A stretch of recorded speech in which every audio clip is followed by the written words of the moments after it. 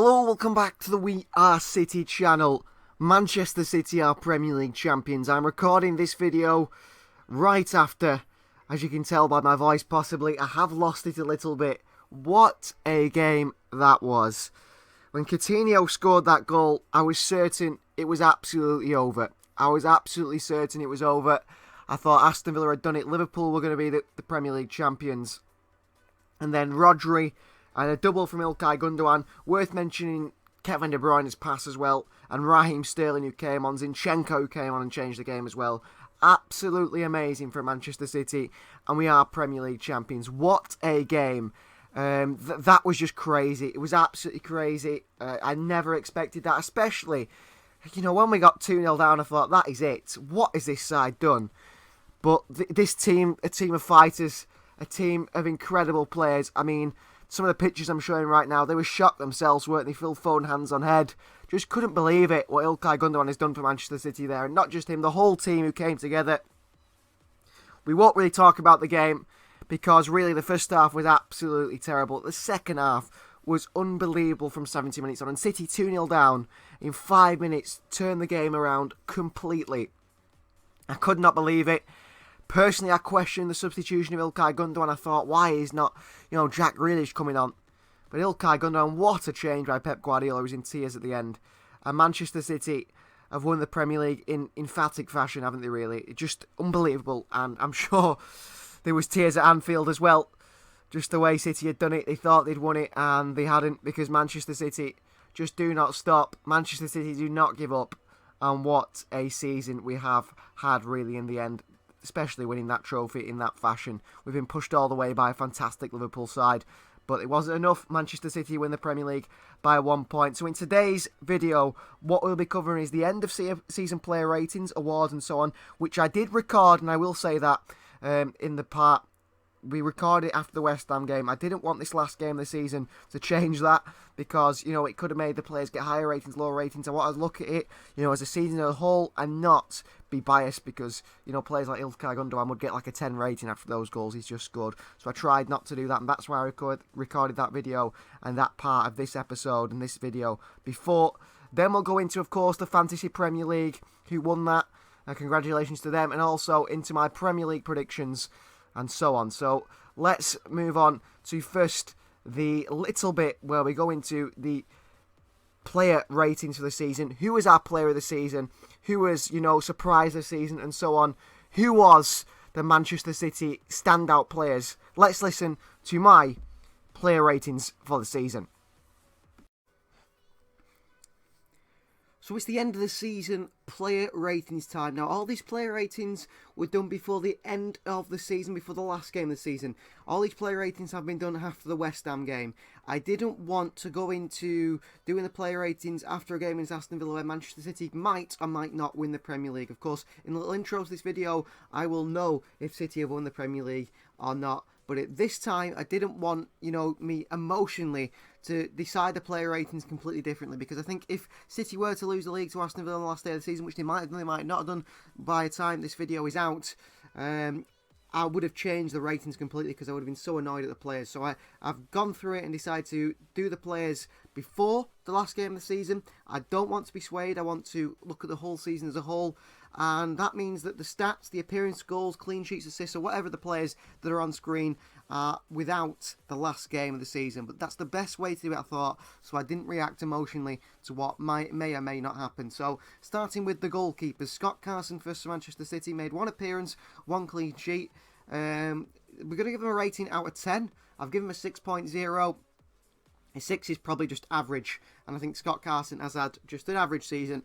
He does his job in the back room, doesn't he, really, in the dressing room and things, motivating the players, a big friend of EDERSON, and that's good for him.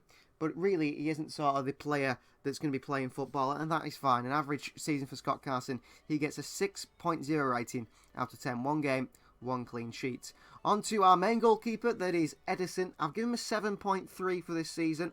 He made 48 appearances and got 25 clean sheets. I'm a little disappointed, EDERSON, really, for this season. He's made too many mistakes in my eyes. Too many mistakes, really.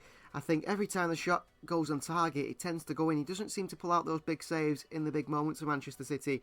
He tends to make big saves when we're 3 or 4-0 up. Now, we need him to start doing it when the game is at 0-0 or they're winning 1-0 or something like that. That West Ham game was a poor one for him, and I think he was poor against Real Madrid as well, and he's had a poor performance in a lot of aspects this season. But I think he's been above average, and I've given him a 7.3. You guys let us know, of course, all your ratings in the comments down below, but I give Ederson a 7.3 for his performances this season. On to second choice goalkeeper ZACK STEFFEN for Manchester City, and I've given him a below average performance rating.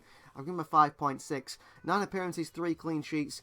He single-handedly cost us the FA Cup, didn't he really, with a shocking semi-final performance, and that is what everyone will remember his season for. And I think there's a lot of trust in the City fan base in ZACK STEFFEN. We thought, well, if anything happened to Ederson, we trust in Stefan.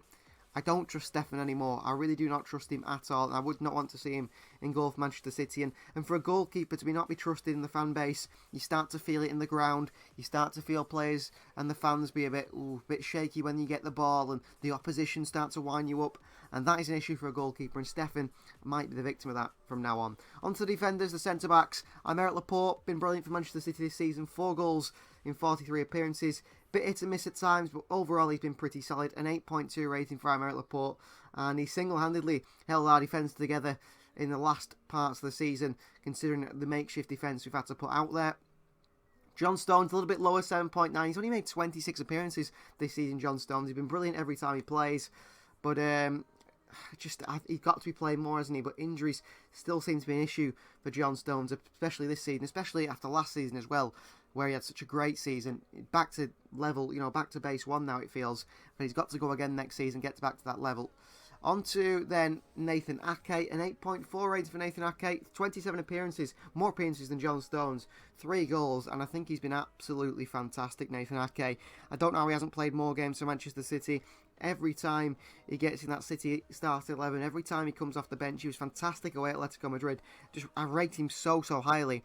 And after last season, I thought he was such a poor player. I thought, what are City doing signing Nathan Ake? I thought last season he was poor. This season he's been fantastic.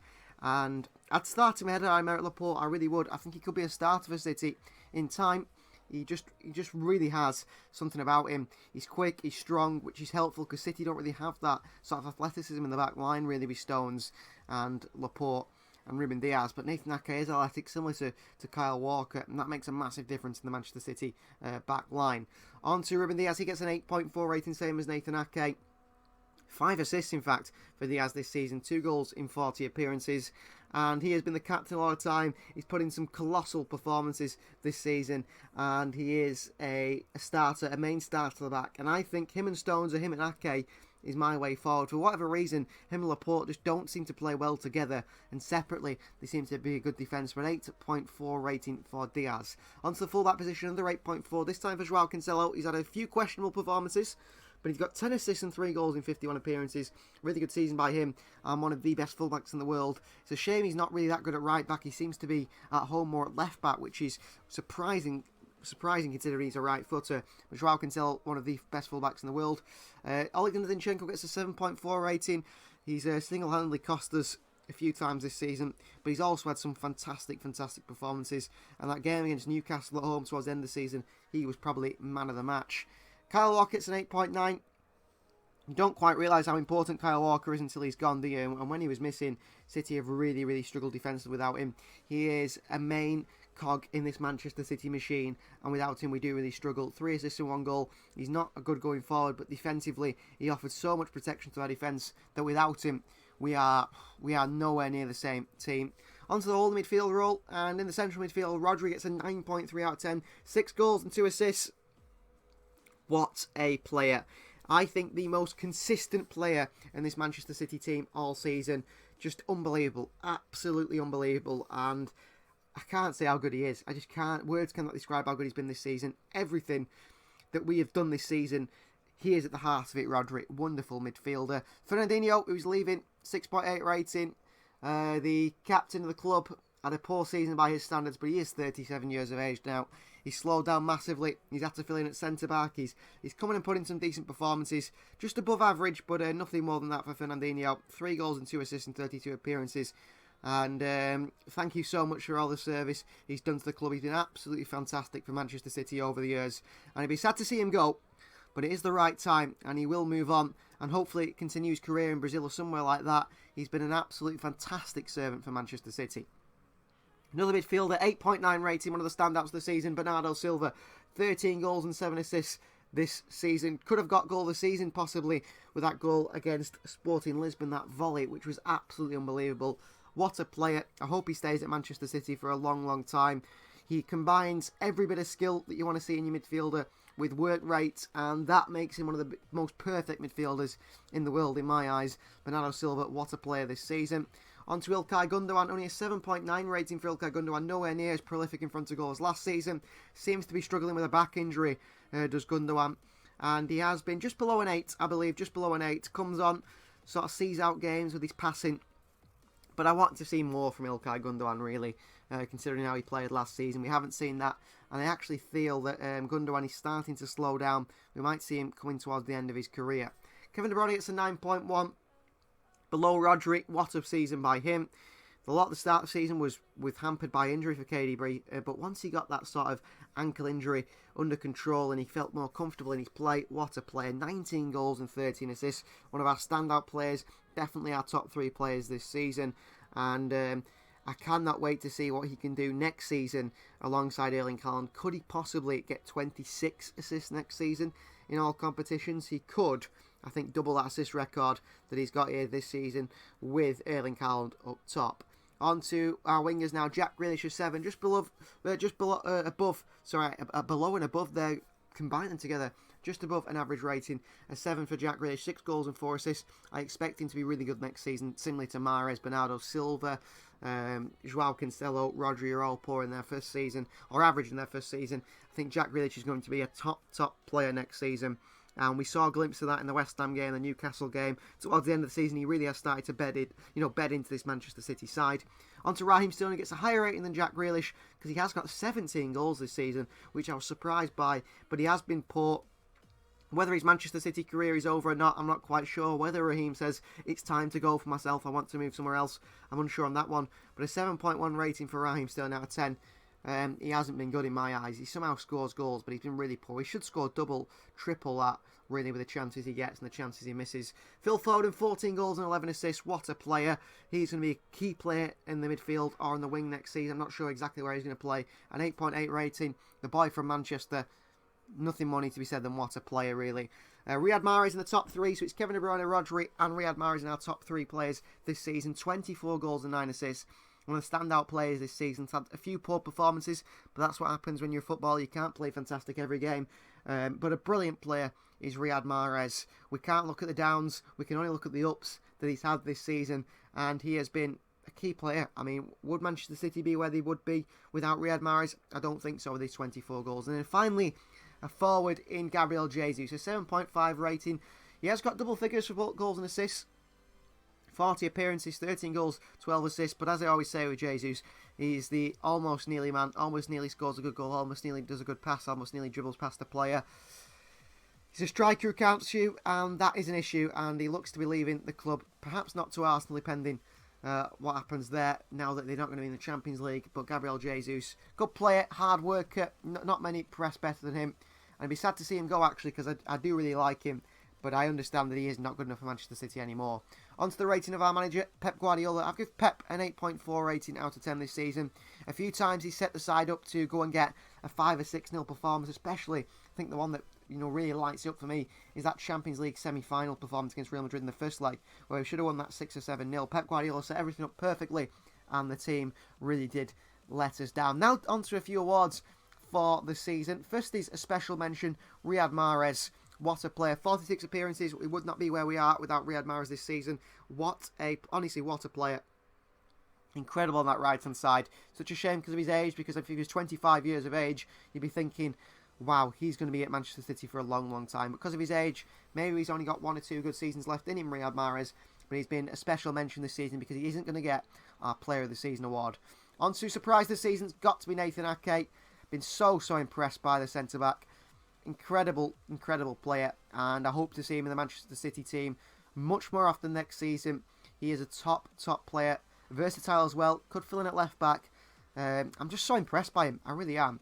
On to our up-and-coming player of the season with 20 appearances, 12 goals and 6 assists in all competitions. That's including the Premier League too. It is Cole Palmer. He's definitely the outstanding up-and-coming player this season.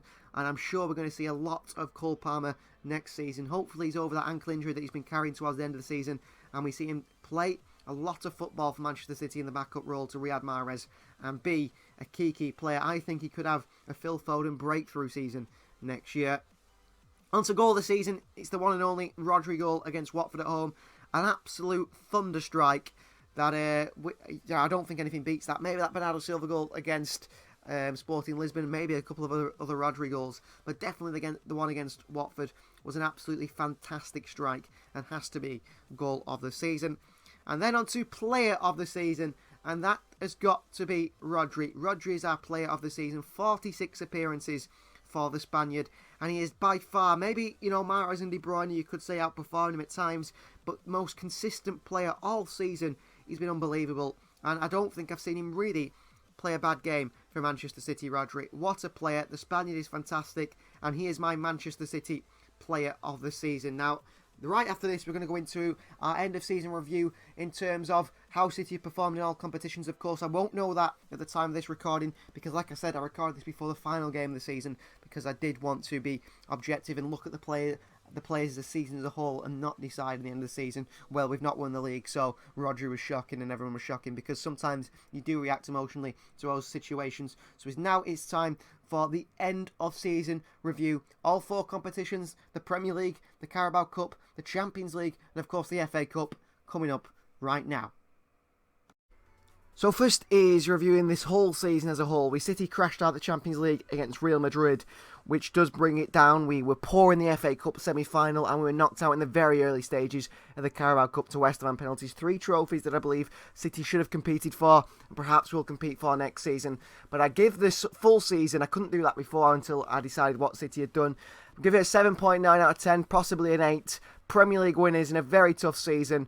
And you can see that man at the front there, Fernandinho, lifting the trophy. What a season from that man, really, in the end.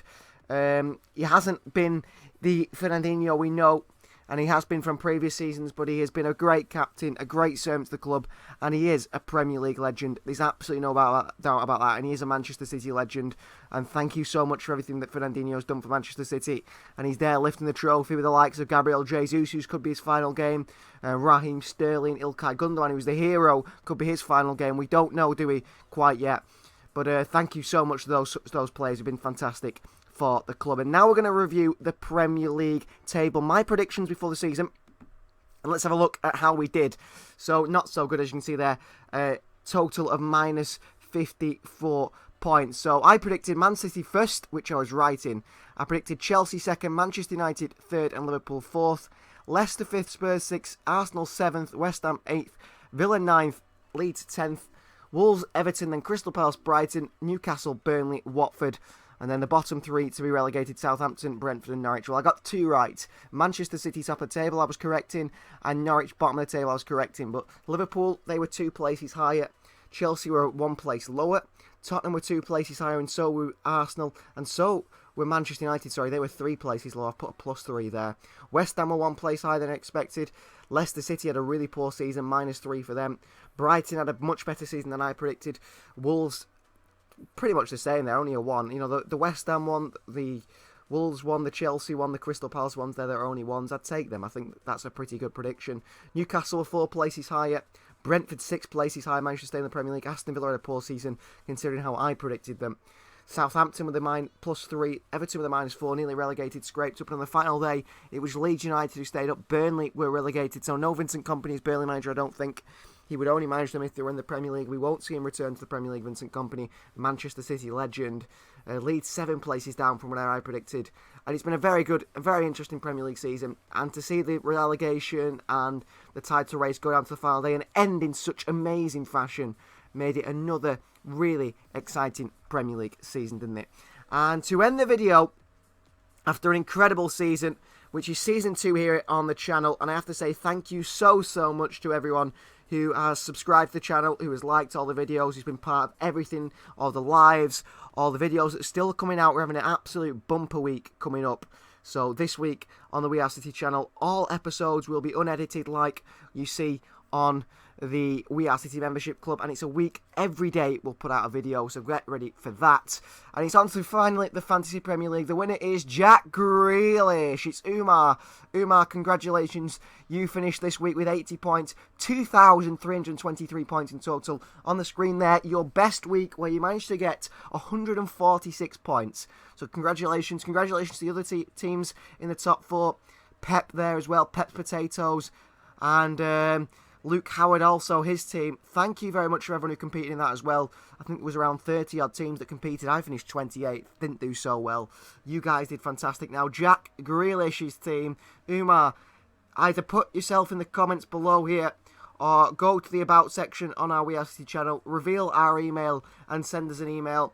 We need to think about something for the prize, and the idea for the prize is to get you on the the channel, maybe get you to put a little video up, if you can upload a video to us on email saying thank you, and we're going to put that on our final, the Champions League final, Liverpool versus Real Madrid, where you will be there if you can, of course, get that video done in time, and if you can email us. Hopefully you see this video, and hopefully you send that out, because we do want to, give you that prize of being part on the We Are City channel. And again, thank you so much to everyone who supported the channel this season. We will be ready for Season 3 on July the 1st. That's when things change. So we've got a month here ending out the season. Time to celebrate Manchester City being Premier League winners in such an incredible way. It's been amazing, absolutely amazing for all you guys here in the channel. And we'll leave you with a picture of Pep Guardiola looking to the sky celebrating Manchester City Premier League winners. Join that We Are City membership club. Be part of the DNA of the channel. We'll see you guys next time.